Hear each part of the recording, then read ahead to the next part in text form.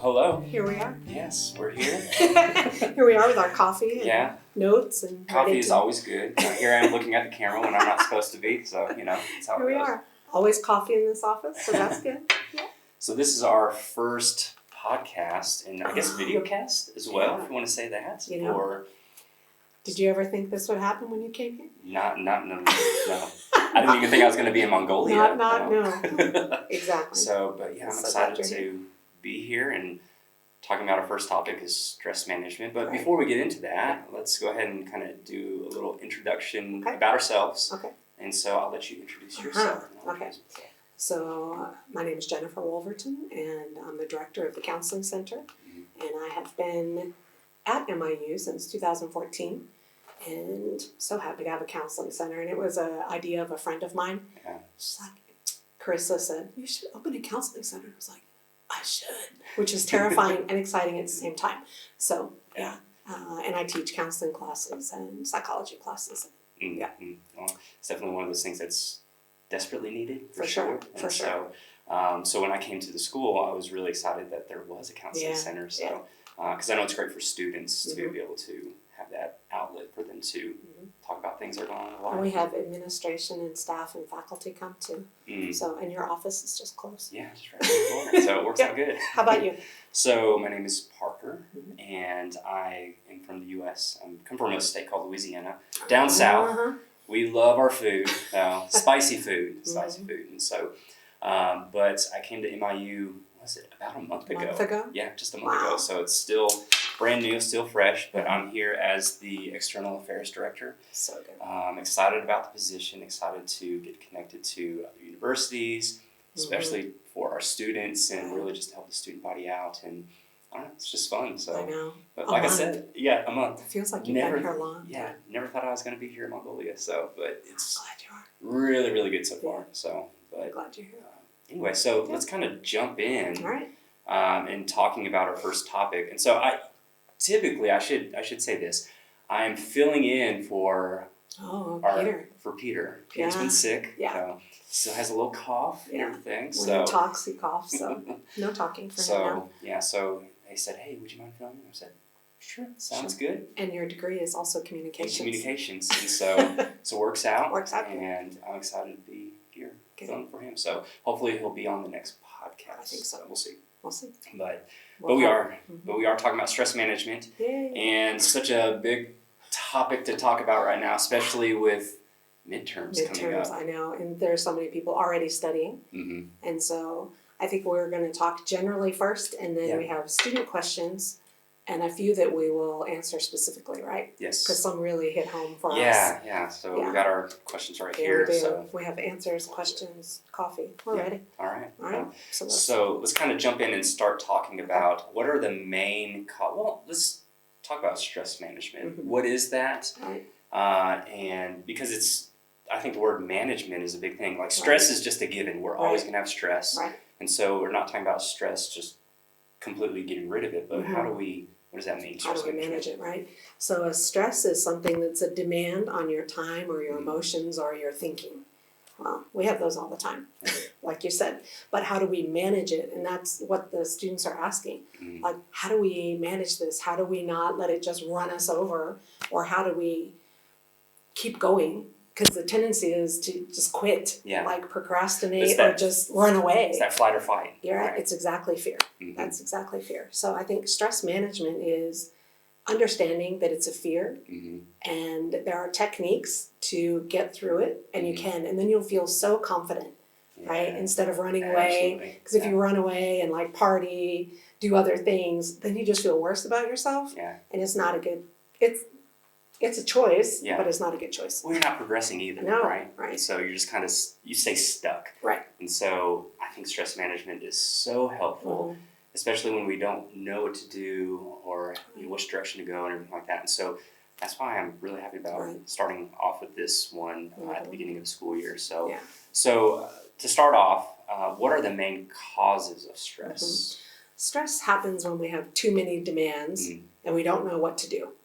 And so, like you said, fight or flight, either we freeze there, like, I don't know what to do, or we run away. Yeah. We don't usually, most people don't know how to address those things. So, I think that's what we can help with today. So what about like the warning signs of stress? Mm-hmm. Like, you know, sometimes we don't realize we're in stress or we're stressed out until we get to that very that big breaking point for us. So it can be sleeplessness, nervousness. I think the students would call it being lazy, or just when you have no energy to get off the couch and you're just like, I don't want to do anything, or you can't think very clearly, or you eat too much, or drink too much coffee, or don't eat or drink at all. Sorry, you hit home on that one because here we are drinking coffee, and this is my third cup this morning, so I'm stressed out. Yeah, maybe. You decide. Yeah. So I think if we see ourselves doing those things or partying more than usual, we know something's happening.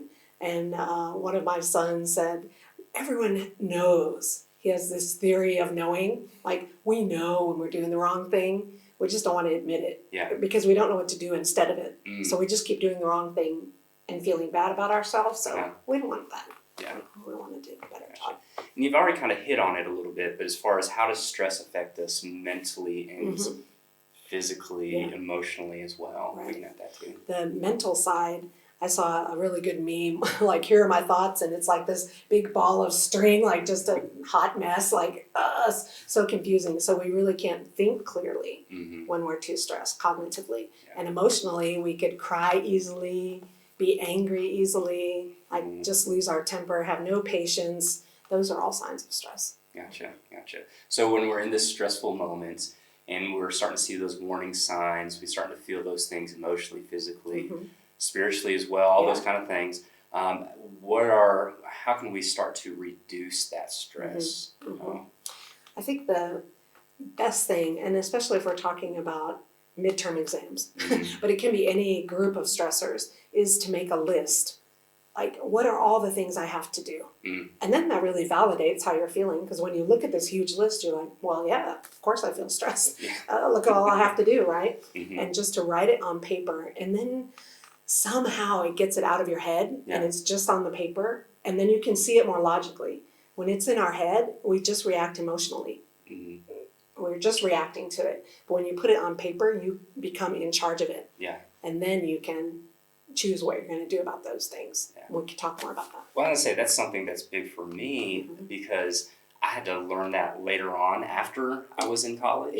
And I wish I would have learned it before because I know myself, I'm a visual person. And so when I'm seeing something, I get a better picture of what it is, how to tackle it. Right? Because what happens? We put all those things in our head, or things that we need to do, things that we have to do, and then, like you said, we're probably just gonna just run away from it. Do nothing. We're not gonna do nothing. We're not gonna do anything. And so, to have that plan right on paper is so much better. That's why you have a whiteboard in your office. Absolutely. If you go to his office, he has a huge whiteboard. I've been asking for one. I was like, can I get a whiteboard? I finally got a whiteboard. Why? Because I know that if I write it down, I can start crossing those things off my list. And it feels so good to cross it off the list, right? Absolutely. Okay, so I'm going to ask you if you do this. So if you do something that's not on your list, do you add it to your list so you can cross it off?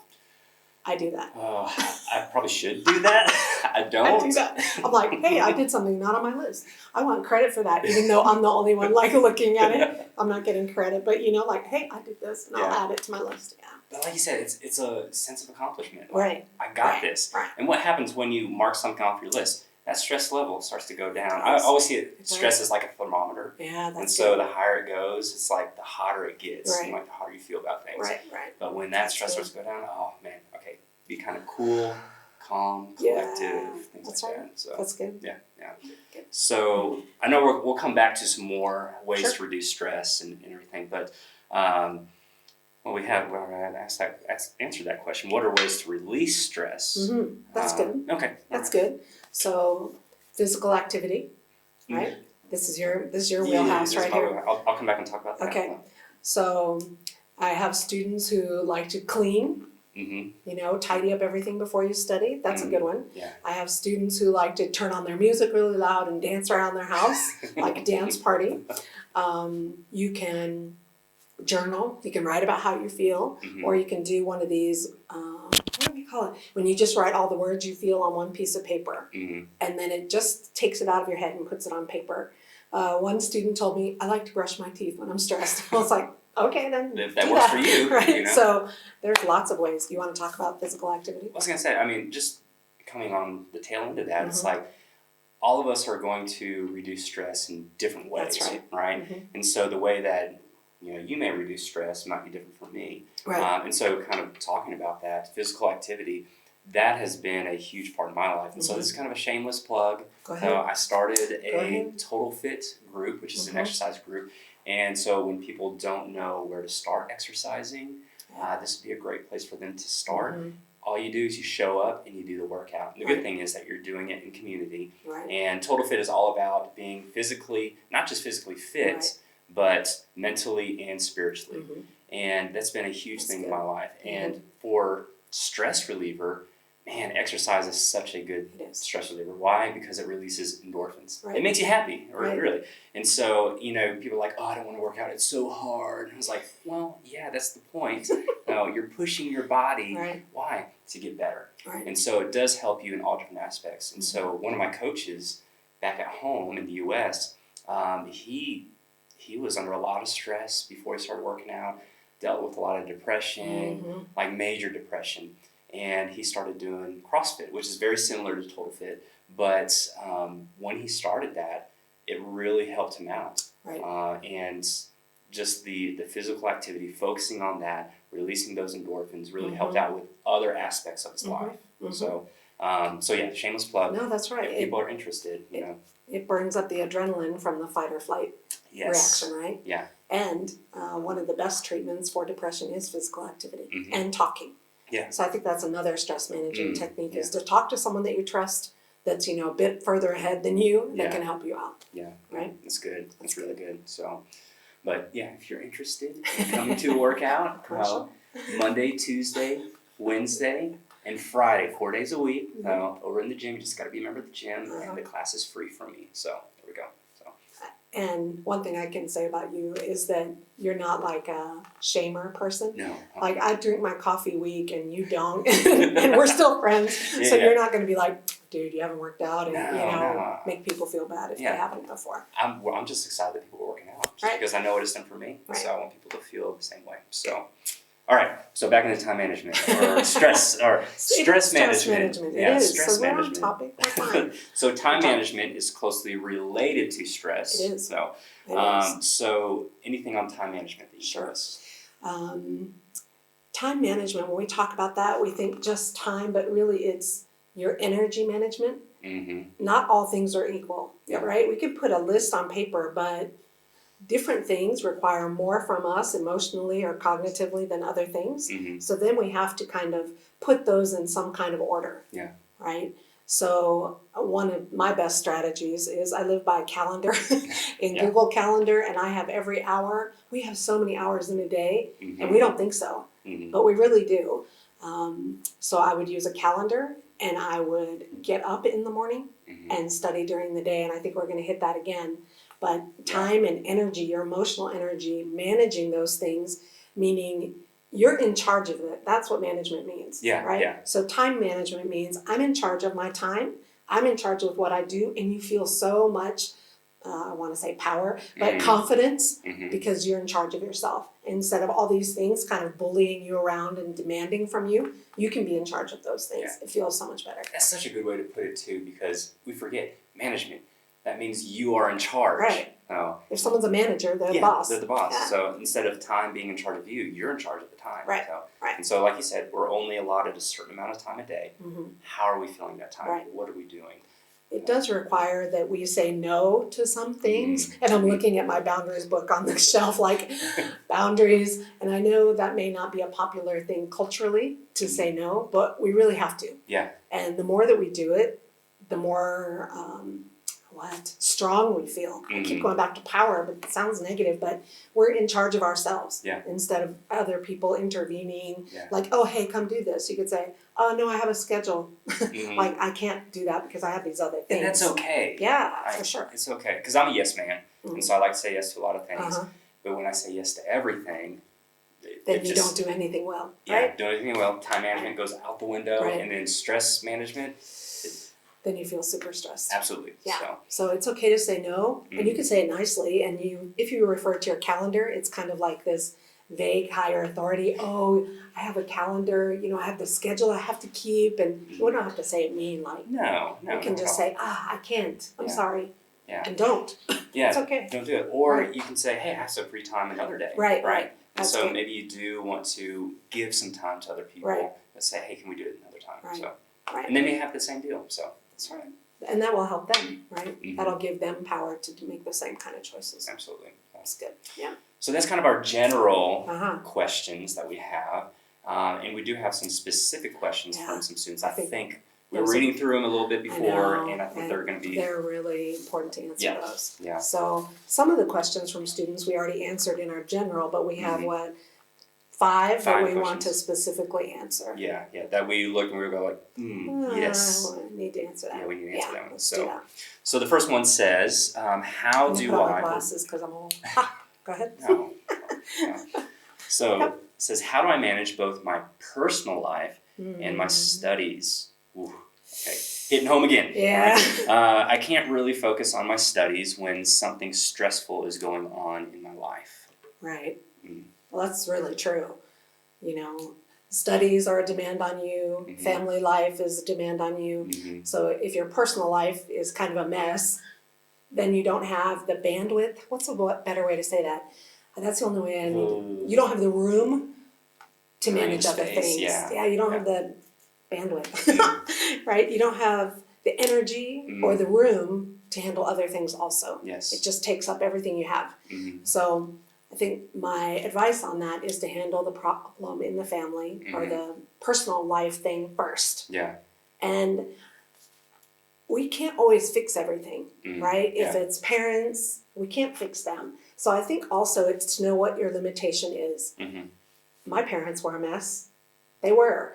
I can't fix all of that. And I'm not responsible to fix all of that. I'm not the adult. Yeah. So some things we have to have a boundary to say, that's really not my thing. It's upsetting me, but I can't let it ruin my education, right? It's not that I don't love them, I do, but I really have a limit for what I can do for them. And just to recognize your limits and say, I've done all I can about that. And maybe you need to talk to somebody. Counseling is called the talking cure. Yeah. Not because the counselor fixes it, but it's because when you talk to someone, you're not carrying it by yourself. Yeah. Like you're sharing this load together. Well, you also have that outside voice, Right. outside perspective, because a lot of times, I'm a fixer, and so I want to try and fix things on my own. I don't want to bring someone else in. I want to have someone deal with my own problems. Right. But when we do that, it does help. And so, especially when we're talking about stress management, Right. having that person, and that's having to be willing to let go Yeah. and give it up to someone else as well. Right. So, Yeah. And if it's limiting you being able to do other things, maybe it's time to talk to someone. And not that counselors advise you so much. So many times in this very office, as people are talking about something that's bothering them, they figure it out. Yeah. And they say, oh, wow, thanks. You figured it out, right? Yeah. But when you're saying it out loud, you hear it differently than when it's just running around in your head. Yeah. And I think, too, kind of talking about, how do I balance or how do I manage my personal life, my studies. I think a lot of times, I think back when I was in university, that my personal life a lot of times outweighed my studies. Yeah. And so I let the fun override my studies a lot of times, or I let going out with friends override my studies. Right. And then that kind of led to a lot of my stress. And so Right. learning to balance that better, I think is a good thing, especially as students, because I know where they're at. Right. I know where they're like, hey, I just want to go. I don't want to do anything right now with my studies. I just want to go out and just take care of my own stuff or have fun. So. I think that's why we want to help students, because I didn't do it well either. Yeah. My first 2 years of university, my GPA was 2.1. Yeah. Well, out of a 4-point scale. So my idea was be at the lake with my friends. Yeah. So I'm not coming from a place of I did this all right. I certainly didn't. When I went back to school when I was 30, then I did it right. Yeah. But not when I was 17 for sure. Yeah. And this is the time. It's the time to learn it. And we have so many people that can help, right? Sure. My door's open right Yeah. across the hallway, Yeah. right when you come to the end building. Right. Oh, your door's open. Yeah, So it's for like we sure. are here for the students. So. Chai Ong is here also. Tom Bach, he loves time management and scheduling and bring me all the things that you need to do and I'll help you organize it. He's really good at that. So That's yeah, really there's good. lots of people who want to help. Good. Anything else on that one? I don't think so. Yeah, that was pretty good answer. So, Right. all right, going on to the next question that we saw. I can't use my day efficiently and study at night mainly.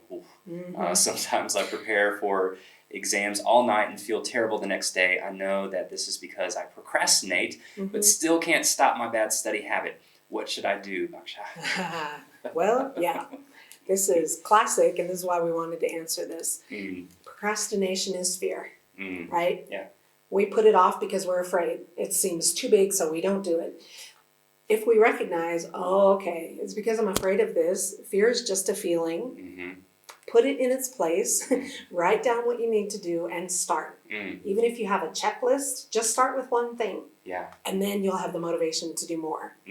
Really, studying during the day is the best time to study. Just like she said, or he. If you stay up all night studying, then you feel terrible the next day. There's no time for what you've learned to go into long-term memory. Then your brain can't retrieve it quickly on the day of the exam. Yeah. So really, you have to study over time and sleep in between studying for it to go into long-term memory. Yeah. And then you're not exhausted. Then you don't feel bad the next day. Then you really feel confident about yourself. You feel confident about the material. And maybe you won't make, all A's, but you'll feel better doing the work. Yeah. Well, and on top of that too, it's like, if this happens every once in a while, that's understandable. That's going to happen. But I think they made a good point. The study habit. Something that happens over and over and over again. Right. And that's what we need to break. Right. And because I did that in college. I was up till 3, 4, 5 o'clock in the morning. Doesn't work. Doing a paper, studying. Then I wake up the next morning at 8 o'clock for my class. And it's like, nope. Doesn't work. Doesn't work. You feel all swimmy. You can't think, like your stomach hurts. It just doesn't work. Yeah. And the way to stop any bad habit is you have to challenge your thinking first. And this is what I talk about, procrastination. That's the thinking, right? I have too much to do, and then fear comes in as you're feeling, and then your behavior is to procrastinate. So you have to challenge that thinking first, and then your behavior will follow.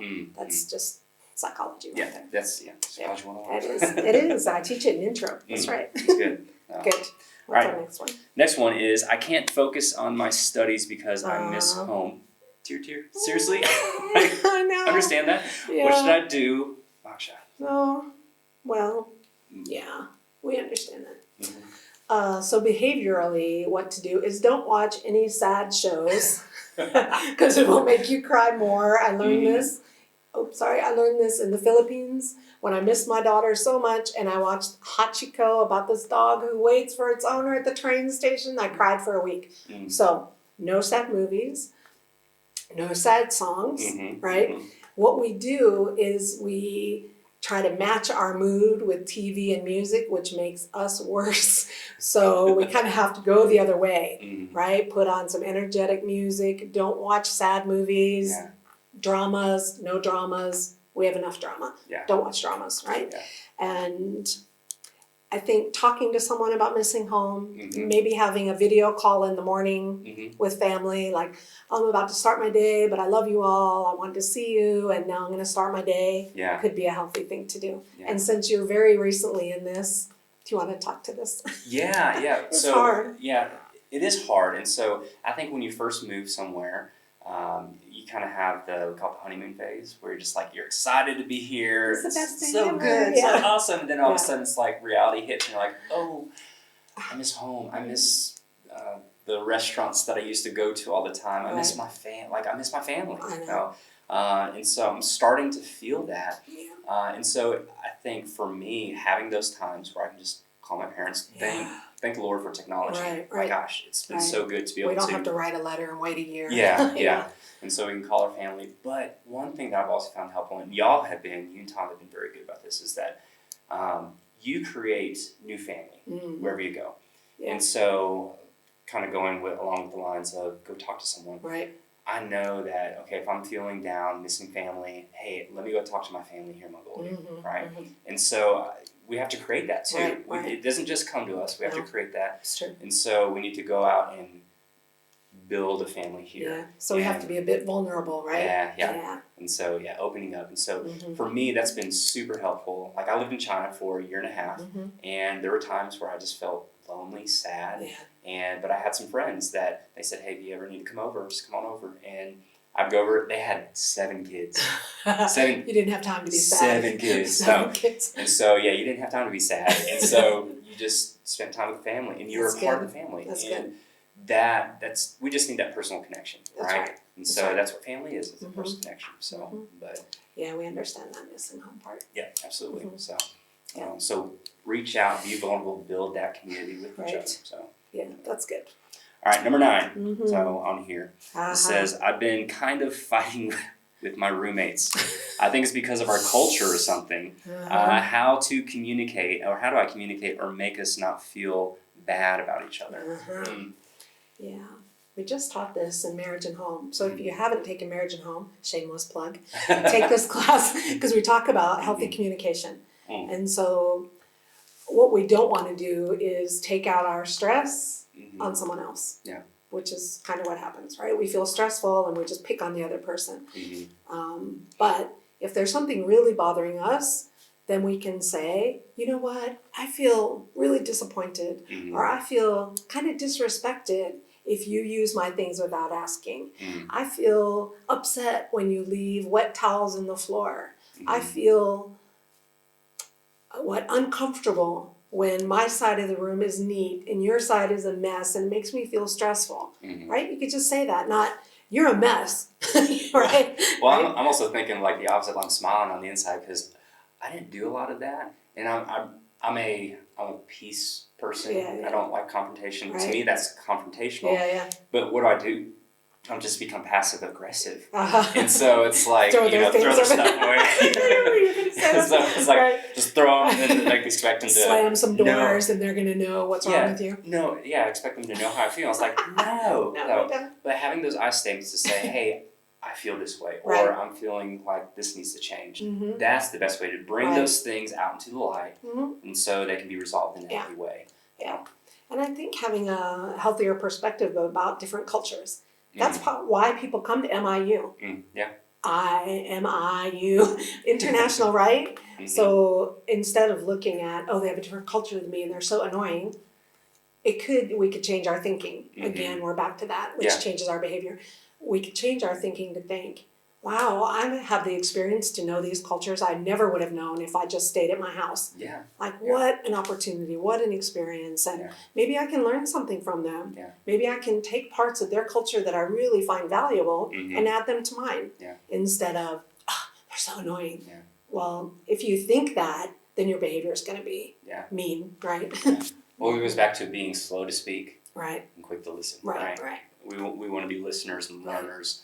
Especially of different cultures, like you said, this is an international community, and I mean, there's things in my American culture that don't jive or don't go well with other cultures. But hey, take a step back. You know what? It's not about me. So, well, that's a good point. Yeah. Right. It's not about us, and we can learn such good things from different cultures. Like my favorite, I probably won't say it great.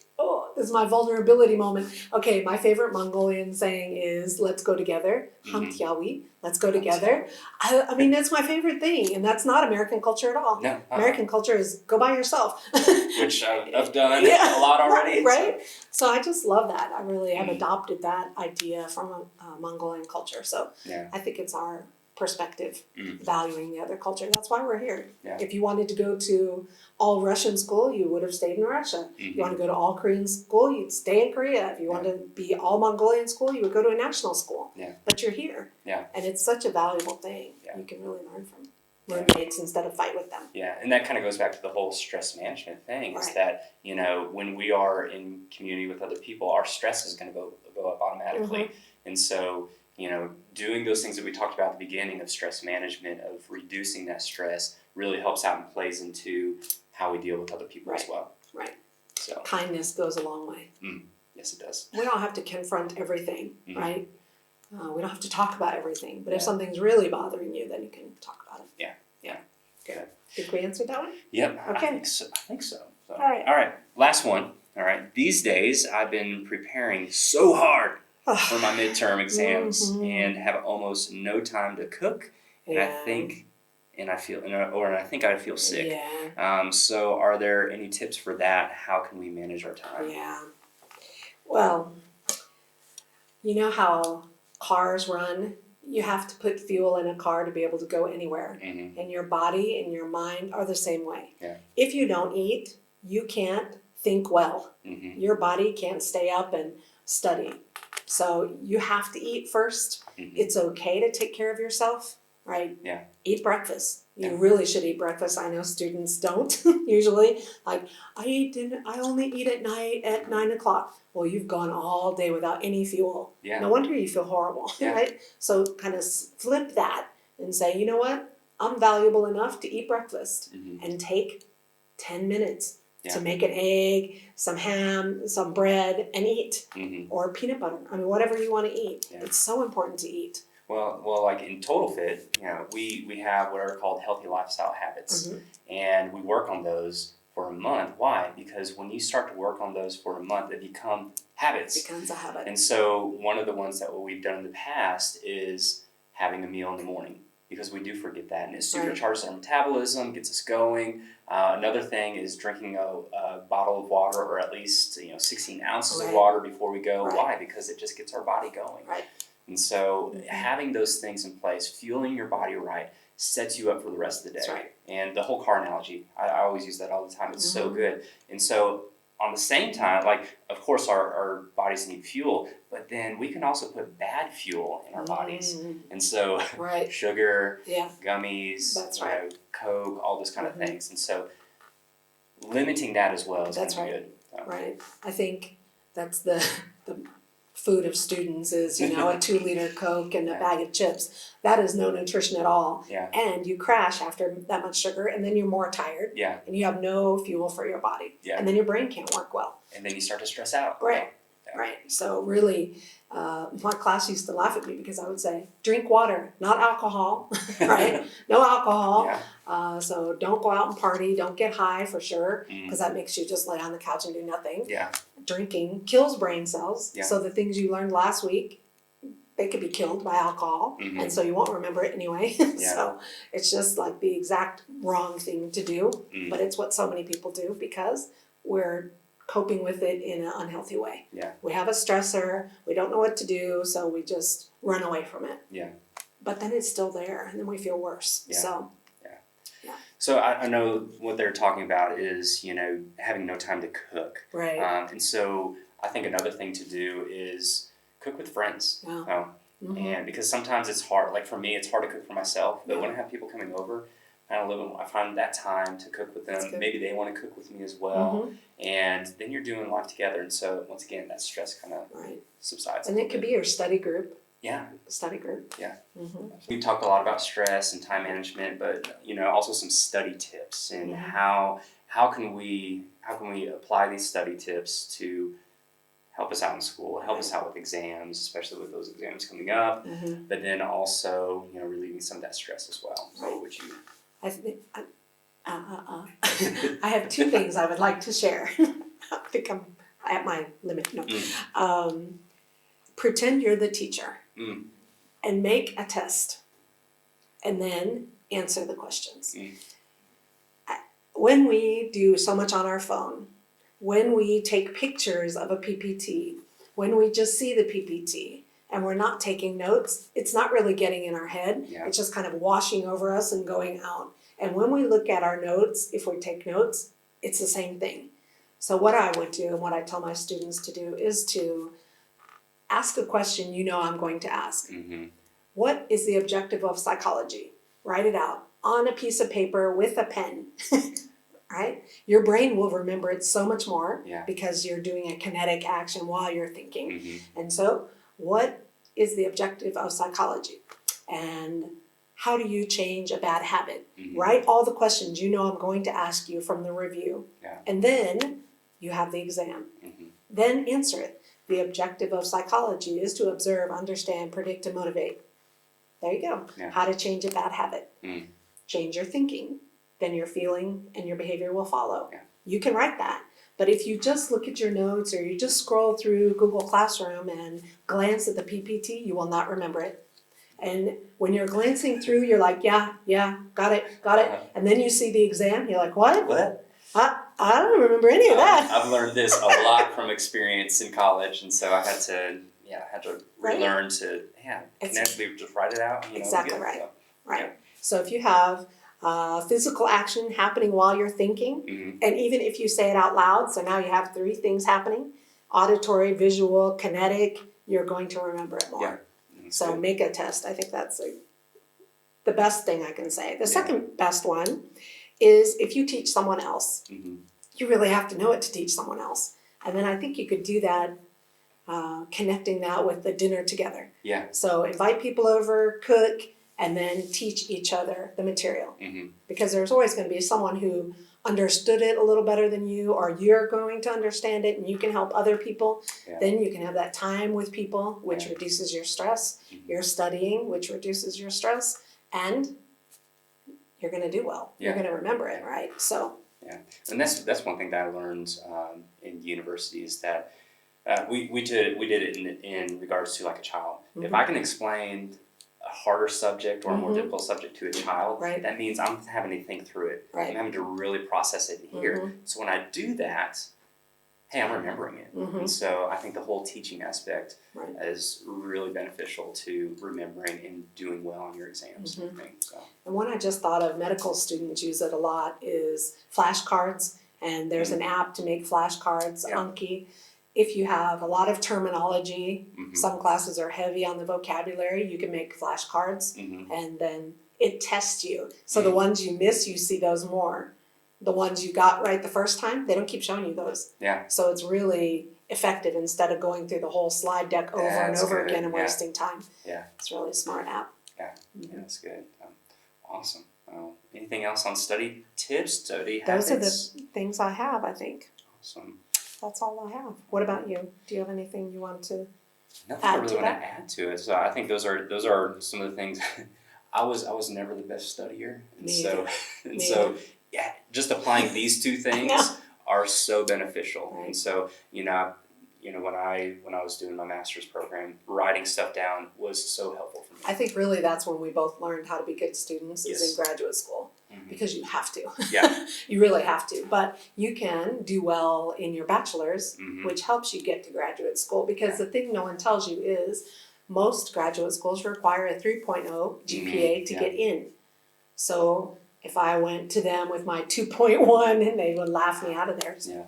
grades are important. Even for GE classes, I know it's not your major, but it counts just as much as your major class. So you really have to study for all your classes and look Yeah. at your GPA. Building those habits in early, I Mhm. think that's the best thing. Learn that now, and it'll help you in the future. That's right. Right. So, So I think overall, to sum up, right, yeah. that there are so many people at MIU that want to help students. Mhm. 3 are right here in this office too. Aruka sits in this office. She is an excellent student and she is very helpful. Mhm. There's Tom, there's you, there's me, there's Chai-Ang, Anna Baksh over Mhm. IR. Lots of people will help. The Yeah. library will help. I mean, lots of people will help. Yeah. And when Peter gets back, student affairs will help. Mhm. So it's probably next week for him. Mhm. So I think that's a scary thing for students to think about, talking to professors. I never talked to my professors in my bachelor's degree. No. Never, not once. I ran away from them. But now I know, like, we're all here to help you. Mhm. We wouldn't have moved away from the US. Exactly. We could have stayed there and done something else. Yeah. So we really are here to help students Yeah. and we'll do as much as we can for Yeah. them. Yeah. Right. We have. I know for me, I have an open door policy. Yes. Like, it's open. Come on in. Sit Mhm. down. If you just want to talk. Right. Right. Get some of that stress out, or ask some questions about more study habits, or Right. hey, can you help me out with this? That's right. We'll be glad to do that. So. Right. And I'm not sure if everyone's familiar with that. Open door policy means you don't have to have an appointment. You don't have to knock on the door and be asked to come in. Yeah. Where we mean that anytime you can come and talk to us anytime. Yeah. And if we have an appointment, we'll schedule a time with you when you can come. Yeah. When we can see you. Absolutely. Yeah, that's why. We're here for you. Right? And really, that's kind of our encouragement, through all the difficulties of the school year. We know that we've been there, we've walked in your shoes, and we're here to help you through that, here to walk you through that. Right. And so, especially with the school year coming up, or the exams coming up, I should say. Yeah. We just want to encourage you to apply some of these habits that we've talked about, apply some of these tips for stress relief, stress management, time management, and also just studying. And we believe that when you apply these things, you will do well. So That's right. make it a habit. So We're here to help you. Yeah. All right. It. That's it. We're so glad that y'all came to check us out, and we look forward to the next one. We don't know. I don't know what the next one is. Do we know what the next one is? Anyone know? No one knows. Well, we don't know. Well, someone knows, but none of us in this room know. So someone knows. Yes. Yeah. And I'm sure there'll be a post on Facebook group. Yeah, so be looking forward to that in the next couple weeks. But I'm Parker Lee, the fill-in host for Peter. Jen Wolverton with our coffee cups. Yeah. Here we are.